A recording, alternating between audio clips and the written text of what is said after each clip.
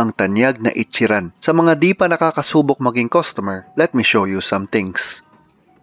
Step 1, pipila ka ng mahaba. Sikat nga kasi ang Ichiran. Pero di bale, special naman ang view dito sa Osaka dahil may dumadaan na Titanic. Pero sa lahat ng Ichiran mapa Osaka mapa Tokyo, iisa lang ang proseso.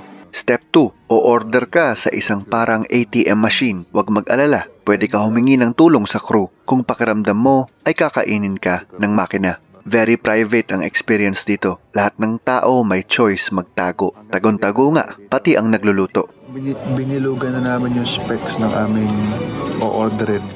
Basta ang punto lang ng lahat ng to ay pwede mong makumpleto ang iyong eating time nang walang kinakausap na tao. Pati yung specifics ng order mo, bibilog-bilugan mo lang sa kanilang papel. Ayun na, parang computer shop lang guys. Ganyan ang itsura mo habang kumakain, parang computer shop.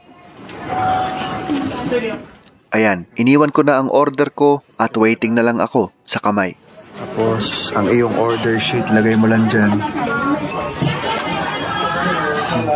Sarado na yung pinto.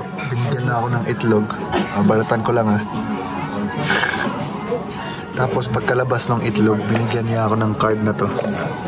Parang kasi dito, pwede mong makumpleto ang session mo nang hindi nagsasalita. Kung may problema ka sa itlog daw, if you would like a new egg, please pass this card to your server. So, naman ako, itlog is itlog. Diba? Balatan ko lang. Dumating na yung kay Charlene. Ayun na pala yung akin.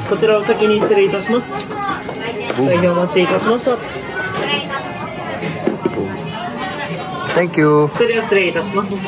Ay, gato.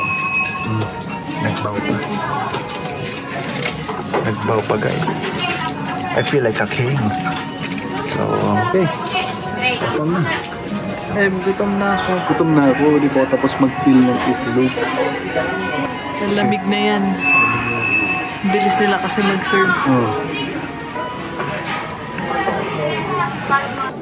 Final step, lafang.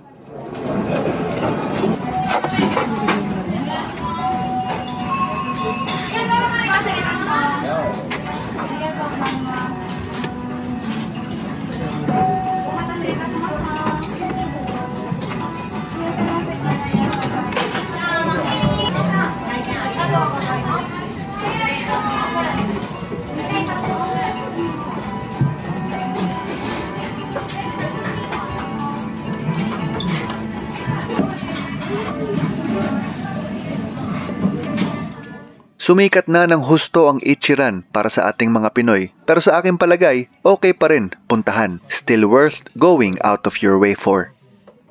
Okay, yan na po ang tanyag na Ichiran. Haba pa rin ang pila.